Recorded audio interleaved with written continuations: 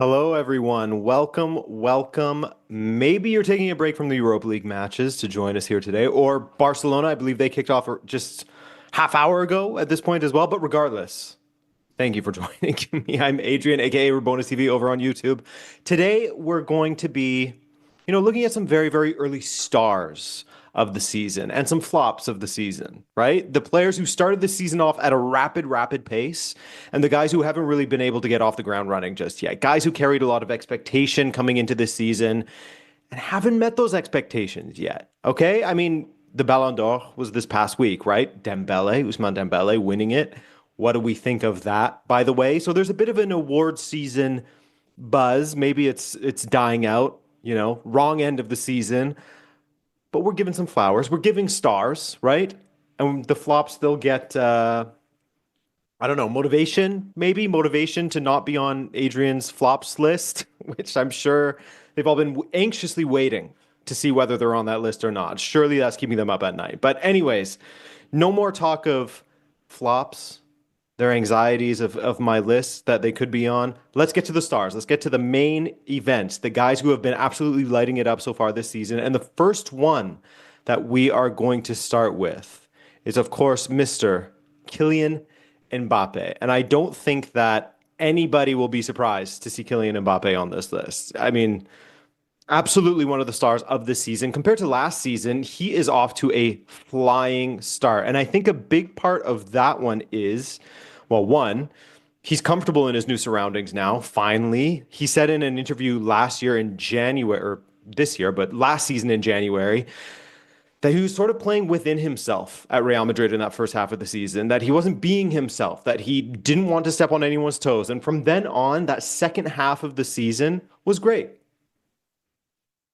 This summer comes around. Kylian Mbappe gets really, really sick at the Club World Cup, loses weight, but he bounces back. He's looking like a demon out there. Physically, he's looking like the most in shape we've seen in a while. And as you can see, just look at all the goals. Two versus Levante, 9 goals in 7 games for Real Madrid this season.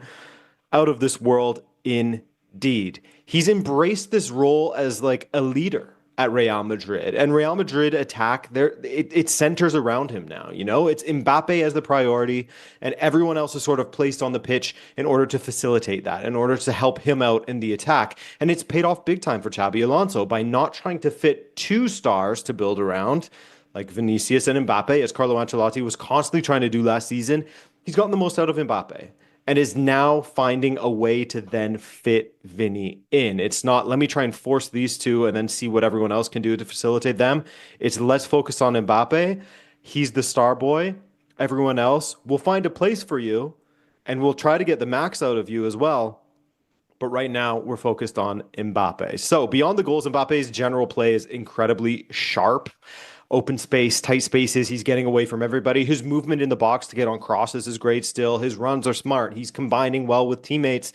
And of course, he's scoring a ton of goals, like we just went over, but I'll just go over them again for you. 7 goals and 1 assist in La Liga from just 6 matches, 2 goals in 1 Champions League match. So if you're counting, if you're doing numbers, that's 10 goal contributions in just 7 appearances so far this season. He's also the penalty taker of Real Madrid this season, which I think is it's going to just ensure that he runs away with the Pichichi in Spain.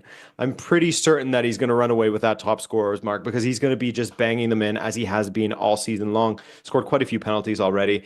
And he wants to show that this was the right move for him. It seems like he's playing for revenge this season. And he wants to show that, yeah, he left PSG and they started to explode and win the Champions League and do so well as soon as he left. But he wants to show that this was the right move and that he can be the guy to continue success at Real Madrid. He has the best start in La Liga since Cristiano Ronaldo, as you can see there. And that's sort of what we're talking about, right? Ronaldo was the guy that ensured success. Now, Kylian Mbappe, it's looking like he wants to show that he can be at that kind of level as far as winning matches for them and scoring tons and tons and tons of goals. Next up, we are going to go to Erling Haaland, sort of the other half of the generational race, right? It was supposed to be Mbappe versus Haaland for the Ballon d'Or year after year, just as it was Messi versus Ronaldo back in the day. Then Lamine Yamal comes along, and suddenly it's a three-horse race, although I don't know if you can say he's from the same generation. But anyway, sidetrack there. But Erling Haaland Let's look at his start to this season. Let's look at his start to the season in the Premier League in particular, because what's insane about Erling Haaland and his start to the season is that despite scoring the 6 goals that you can see in 5 appearances, a goal haul that any striker would be happy to have, somehow, when you compare this to his previous 3 seasons, I believe it is now at Manchester City, this is actually his worst start to the Premier League. This is his worst. In his previous 3, he had, after 5 matches, he had 10 goals. He had 9 goals and he had 7 goals. I kind of scrambled them up there for you, but it remains the same. So he is actually, there's levels to slumping. When you're this elite of a player, there's sort of levels to slumping, aren't there? One man's slump is another man's dream. I don't know.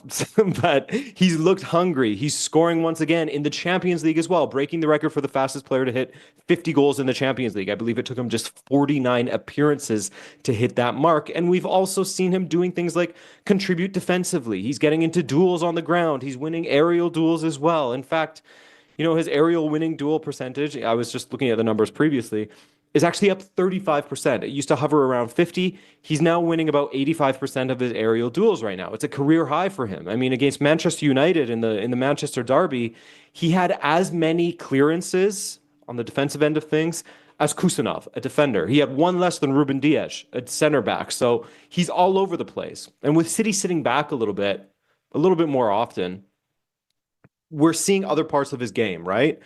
We're seeing him attack and transition, which is what you want, given he is consistently one of the fastest players in the game. I think last season he was second fastest player in the Champions League, only behind Ashraf Hakimi, a known speed demon, right? So after last season's weird campaign for Manchester City, it feels like Haaland is back. It feels like, and we spoke about Mbappe, but Haaland is a leader in Manchester City as well, one of the captains, and he's taking that very, very well. Will he reach his goal scoring heights as he did in his first season? That's always the big question. I don't think so, but I think we will see a much more complete Haaland this season. Someone who is dominant in more areas of the pitch than just the penalty box, while still scoring a ton of goals. Most goals versus Arsenal. He's sort of the Arsenal Reaper, as you can see. 5 for Erling Haaland. This is since 22-23 when he actually arrived in the league. 4 for Son Heung-min, who is now at LAFC playing in North America, and Marcus Rashford with 4, now at Barcelona. So Haaland, the Arsenal Reaper, he likes playing against them. But enough of Erling Haaland. We're now going to move on to the next one, which is Christian Pulisic. The next guy we're going to give a star to, or is a star, whatever, both, I guess, right? When he left Chelsea a few years ago at this point, his reputation was not at the highest it had ever been, right? But joining AC Milan, even through some of the tough seasons they've had of late, has been a massive, massive boon to his career. So this season, he started out with 3 goals and an assist. He's won a few duels as well in there. He's battling out there underneath Maxi Allegri. So he's doing very well after 4 matches. In total, I think he has 5 goals and an assist in 6 appearances. And I think the match that sort of epitomizes just how good he has been this season and just how dominant he can be within one match was that win over Udinese, which I believe is the photo we're looking at here, but he's averaging a goal every 57 minutes, which is not bad. That is absolutely a hot start, as it says there.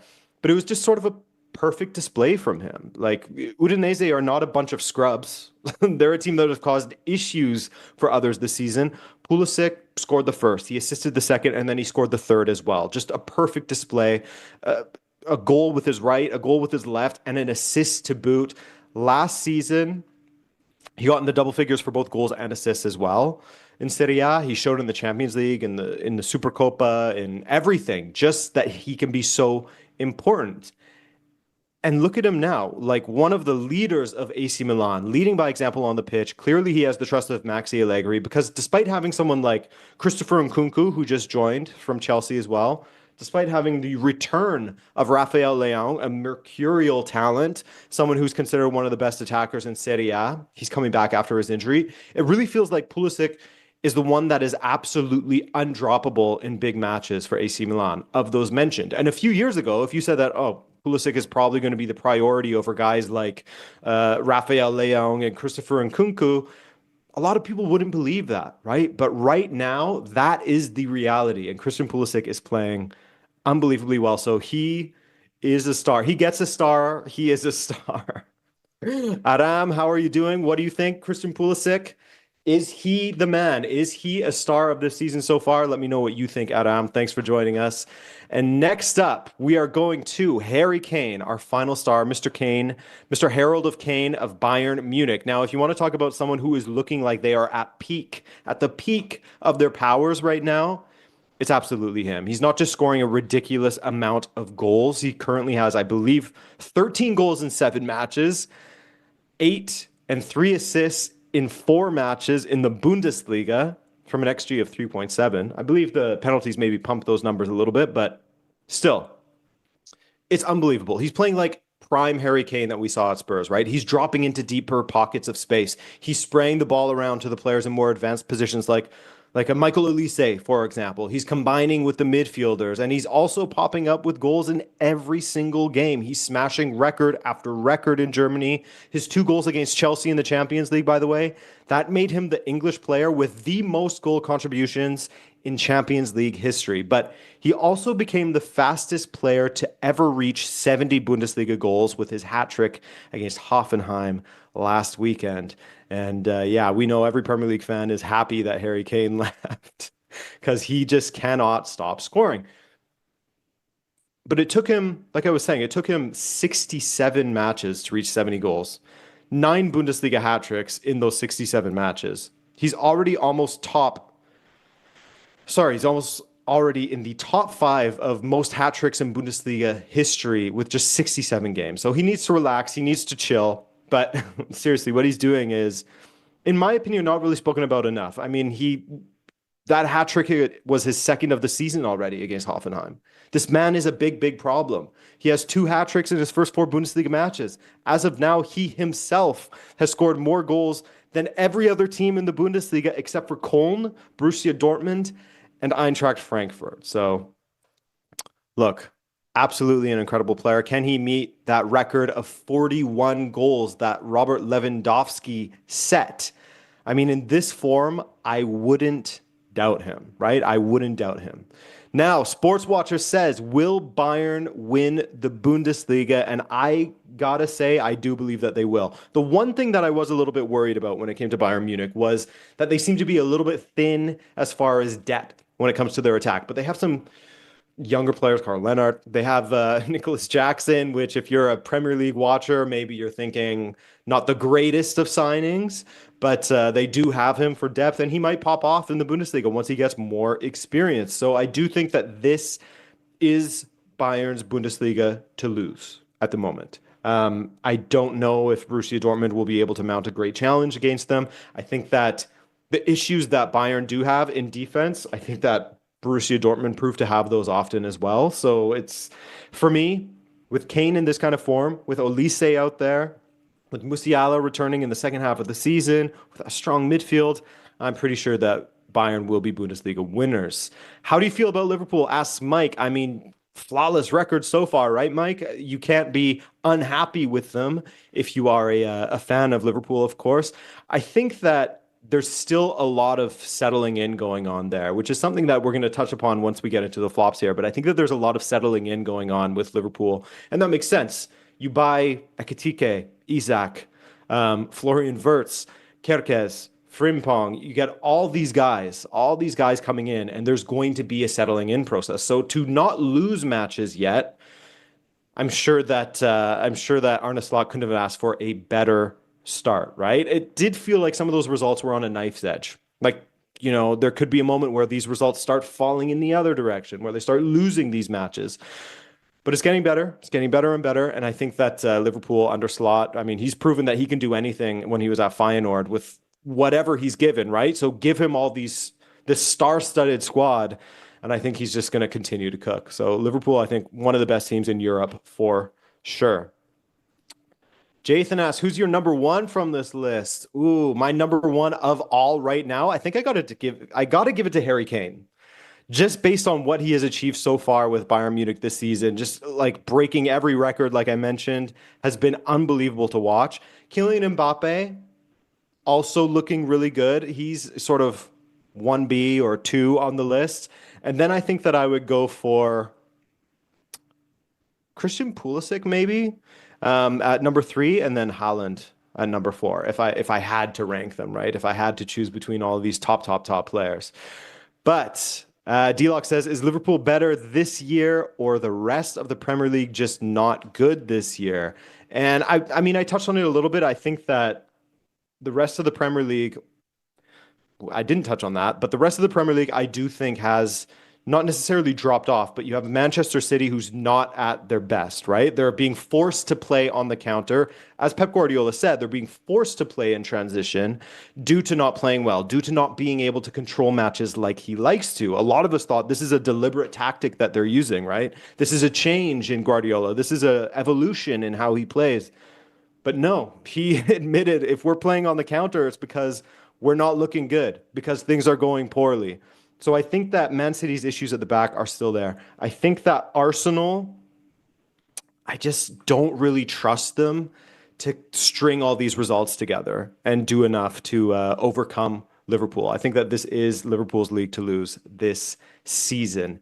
Now, speaking of Liverpool, let's move on to the flops. This is the mean side of the show. It's time to talk about the fellas who haven't really lived up to expectations yet. And honestly, when you think of people flopping, it's typically right after a transfer, right? That's when scrutiny is highest. Please enter Florian Wirtz of Liverpool. A big, huge, in fact, one of the biggest of all transfer fees this summer. I think second biggest, second highest. And when you carry that title, you carry the most scrutiny. And a few appearances in for Wirtz, and we haven't seen much. We haven't seen anything really. We haven't seen enough that justifies what could end up being 150 million euros. Like if you look at these stats, there's a few too many zeros. And that's not to say that someone in his position, a creative midfielder slash attacker, has to have tons of goal contributions. But even in his general play, it's not that he's looked diabolically bad or anything like that. He's just looked a step off, a touch too far, like he had against Everton when he was played in. A pass that just isn't quite connecting. A shot that just blazes over the goal. All of these things are adding up, and look at this. Even the Fantasy Premier League is getting on this guy. For the third time this season, his price is falling. The stocks are low for Florian Wirtz. So like I was saying, he's not outrageously off. But again, when you carry the biggest fee, you will get the most amount of heat, right? You can see through his touch and his vision that the player is absolutely in there. It's not like Florian Wirtz lost all of his powers like Space Jam or something, you know? He's not just become a shell of himself. The player is still in there, but he needs to find his place in this team that is trying to figure out sort of the structure or their brand of attack, right? And I think what makes it a little more difficult for him optics-wise is just how Hugo Ekitike has settled in immediately, right? It creates this oversimplified narrative amongst people of, well, he got used to life here, so why can't you get used to life here? Almost club record signing, right? I say that because he was, and then Isak came in and smashed that record. So, but still, that's the vibe that people are getting. That's the vibe that people are getting from Hugo Ekitike doing so well and Florian Wirtz looking like, not that he's lost, but not at his best or worthy of all the praise he had coming into the season. I still believe that Florian Wirtz will settle and start banging in the goals. It seems to typically be an adjustment period for Bundesliga players when they come to the Premier League, not for Ekitike apparently. So in time he'll be good, but right now Florian Wirtz is unfortunately acquiring the top flop status. Mind you, it's not like his teammate Kerkez is thriving yet, but right now I'd say that he is the top flop just based on price alone. Now, another man that I'm giving flop status. In fact, I actually called out as potential flop. He was in flop danger zone coming into the season already. We had seen this coming down the line. Manchester United's Benjamin Sesko, right? I need you to think of a single Sesko highlight from his Manchester United career so far. I'm happy to hear it. I'm happy to hear. Please let me know in the chat of something spectacular that he did.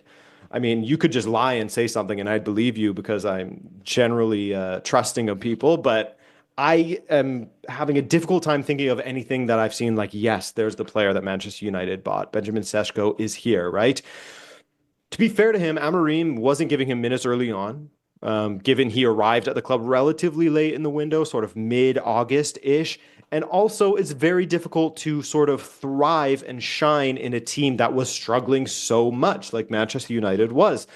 That's why you see 0 goals, 0 assists from 5 matches played, 205 minutes of Premier League football, which is not a ton. It's just over, it's like a 2.5 games kind of thing.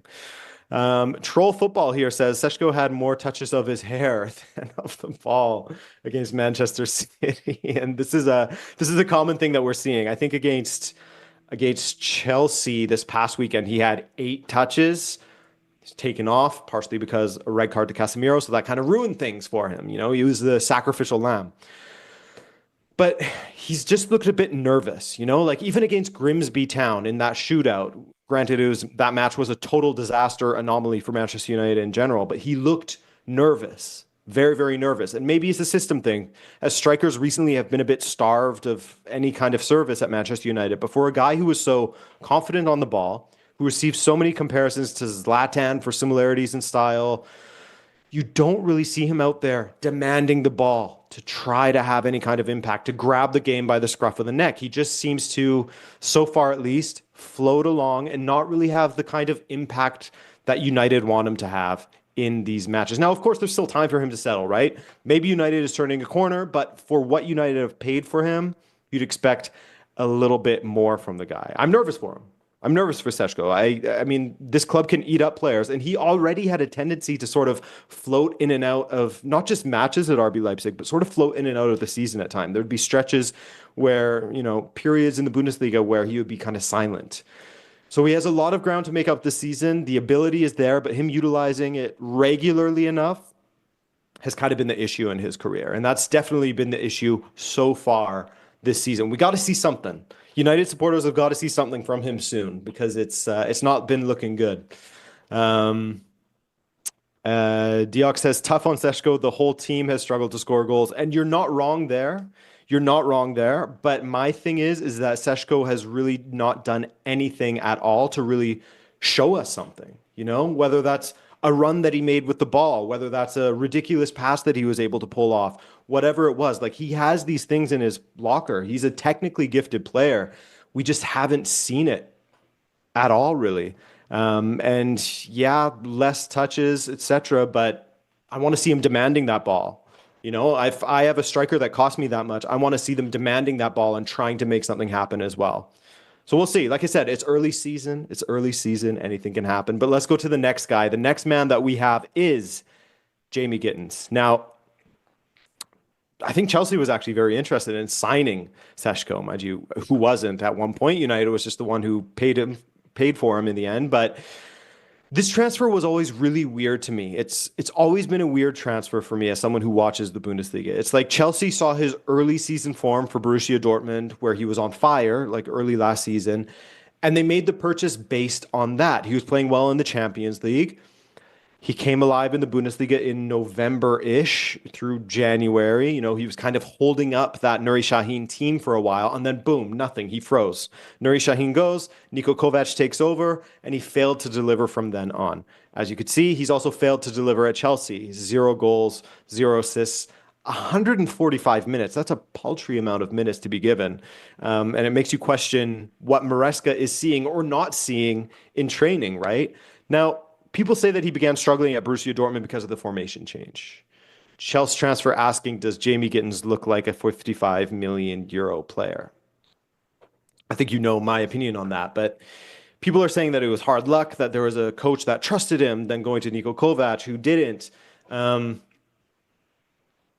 if Jamie Gittens was who we thought he was, he would have been able to thrive no matter what the system at Borussia Dortmund. And if he was who we thought he was, then someone like Niko Kovac would find a way to fit him into his system, right? Jump ahead to Chelsea, and he isn't able to find his way past Pedro Neto, which Pedro Neto is playing excellent, so not a huge surprise there. Every time Gittens comes onto the pitch, though, he just looks a little bit lost. Couple in the fact that they also signed Garnacho down that left wing, and Gittens is effectively their third choice winger now. Third choice on the left side of the pitch, and he isn't going to get past, Palmer and Estevão on the right, So you see what I'm saying? This signing is Chris B still has belief, so shout out Chris B. He says that Gittens will ball out. I'd love to see it. I would love to see it, but this signing didn't make much sense to me. To pay over 50 million for him and to sell Noni Madueke as well to Arsenal for virtually the same amount of money. So far, it's looking like a disaster class from Chelsea with that decision, because look at how good Noni Madueke has been at Arsenal, right? It's looking like, unfortunately, it's looking like that Dortmund Jadon Sancho fool's goal part 2 with Jamie Gittens, so far at least. But he had even less of a record to point to in the Bundesliga, right? At least Jadon Sancho had a good record in the Bundesliga. So I don't know. That one for me, not great so far. Maybe, like Chris B says, he will ball out. I'd love to see it. But let's move on to the next one, the last one on the list, number 4 of our flops. Our tour de flops. It's Trent Alexander-Arnold. Now, no doubt, this one will feel a bit harsh, and I hear you. The guy got back into the team and then immediately got himself injured, looking like he'll be out for a bit, right? Maybe 6 weeks or so. Hard to say at this point. But the thing that he has picked up some criticisms for were his shaky performances at the Club World Cup. Yes, they were very early, but he was still showing Xabi Alonso something, right? And back in Spain, in La Liga, Xabi started rotating him with Carvajal, with Dani Carvajal putting in fantastic performances, including in the Champions League. So from a possible 5 appearances, he started just twice, right? Now, there was a lot that was made of Trent's move to Real Madrid. And honestly, he will probably sort himself out once he returns from injury. Mind you, the scary thing is that he carried a lot of injuries last season as well. It's sort of becoming a scary habit that he's getting into. So hopefully he can break this injury cycle. But when he does return, which will likely be late October, early November, Xabi will likely give him opportunities, especially since Carvajal is older now, right? And Xabi does like to rotate things. But as of now, the unconvincing performances, he had moments where he looked unconvincing in the attack, which is usually his bread and butter. Then he had moments where he looked very shaky in defense as well. So he's failed to sort of show anything on either side of the pitch. And he falls into the flop column right now. I think he's going to climb out of it, but so far it hasn't been working. So Trent Alexander-Arnold, he is in the flop column for this moment. Now, so Jathan says, so who is the worst on this list? Well. I think personally, the one that's it's difficult, isn't it, Jathan? Because there's 2 ways you can look at it. You can look at it as Florian Wirtz because he costs like what could be 150 million euros for Liverpool, or you can look at it as Jamie Gittens, who has just looked completely off it since he's come on, or Benjamin Sesko. I think that the guy who has the highest expectations and has not been able to reach them would probably be Florian Wirtz. He's also the guy that I'm most confident will not be in this flop column if we are to do this sort of theme again for another stream. But I think right now I would have to give it to Florian Wirtz. Who's my team? I support Benfica. So no one that's even worthy of speaking about in this moment. Although Jose Mourinho taking over at Benfica, also very interesting. So let's sort of go over things again, guys. What do you think about that? Let's go over the tops and the flops. Now, of course, we had our first star, not tops and flops, star. Our first star was Kylian Mbappe, who like I said, is surprising nobody with the sort of form that he's carried at Real Madrid this season. An insane amount of goals, and also just how he's been a leader, something that Xabi Alonso has spoken of. He's taken on this leadership role extremely well. He's a reference within the squad, And he's also been entrusted in taking all the penalties and some of the free kicks even. So it's not even a question that he's going to score a ton of goals, right? And he's looking sharp. He's looking like prime Mbappe. He's playing for revenge. Mbappe is an absolute star. Erling Haaland, he is also playing incredibly well. And we're seeing different sides to Erling Haaland this season so far. We're seeing a more combative Erling Haaland. We're seeing an Erling Haaland who's still scoring a lot of goals, but is contributing in defense. He's pressing extremely well. Erling Haaland is absolutely a star so far. Christian Pulisic, I believe there hasn't been a single player besides Lautaro Martinez, actually, that since Pulisic arrived in Serie A, there hasn't been a single player other than Lautaro Martinez that has had more goal contributions. That's how good Christian Pulisic has been. He's absolutely a leader. And with guys like Nkunku, with guys like Rafael Leão, etc., in the attack, Pulisic has made himself the most trusted man for Maxi Allegri. He's made himself someone who cannot be dropped in this team, and that is a huge, huge, huge feather in his cap. Harry Kane, look, how many records have Harry Kane broken already this season? The dude already has 2 hat tricks in his first 4 Bundesliga matches. He scored 2 against Chelsea in the Champions League. I believe it's 13 goals in 7 matches. He's just playing out of his mind right now, and he's also dropping deep. He's pulling the strings from a deeper location. He's playing balls forward to guys like Olise, etc. Harry Kane is looking like prime Kane after that summer at the Club World Cup. He's looking very fit. He's looking like he's going to score a boatload of goals. Harry Kane is a star. On to the flops. Florian Wirtz, like we were saying, like Jathan was asking, Florian Wirtz for me is someone who will find his way out of this funk. He is just too good of a player to be playing like this for too long, right? But when you come in with that much expectation and that high of a transfer fee, you get judged the hardest. And he hasn't shown us anything. There's not even been really a goal to look to. There hasn't been really an assist to look to. It's all been there or thereabouts, but not quite enough. You know, it's been almost, but not quite enough with Florian Wirtz so far. That's been the story of his Liverpool career at this point. Benjamin Sesko, he went to Manchester United. And he's struggled. He's really, really struggled. This is something that we feared about because he tended to sort of float in and out of the season when he was at RB Leipzig. And so far, he hasn't shown us anything at Manchester United, unfortunately for him. Now, is it a system thing? Maybe. I think that's part of it. But when you're paying that much for a striker, I want to see somebody who's demanding the ball more, who's trying to make things happen, especially a technically gifted guy like him who's good on the ball, not someone who will just hang around the box. I want to see a lot more from Benjamin Sesko. And I also want to see more from Jamie Gittens, a transfer that didn't make a ton of sense to me. I thought that Chelsea, it would have been in their best interest to hang on to Noni Madueke, sort of convince him that this was the club for him. And Jamie Gittens, look, he hasn't done anything. He's looked very, very lost out there. He's been sort of barely given any minutes. He's now behind both Pedro Neto and Alejandro Garnacho in the pecking order on that left wing. So it's going to be a tough season for him. We have Enzo Maresca pointing out that there's deficiencies in the squad already. I don't know if he was talking about Jamie Gittens, but he hasn't been given a lot of opportunities. So we'll see. And finally, Trent Alexander-Arnold. It's been a tough start. He was criticized for both his defensive side and his attacking side of things. He gets injured, but before that, Danny Carvajal had come in and sort of taken that right back position from Trent Alexander-Arnold. It's just been a general letdown for him. So Trent Alexander-Arnold, he is our final flop of this list. Guys, it's another week. It's another World Football Stream that has come to an end here. I want to thank you guys for joining me. Thank you for leaving your thoughts in the chat. Thank you for pressing me, agreeing with me. It's all welcome, and we'll do this again. Make sure to check out more streams across the world of sports with Bleacher Report, including World Football Weekly. I'm Adrian. Enjoy the matches this weekend and be well. Take care.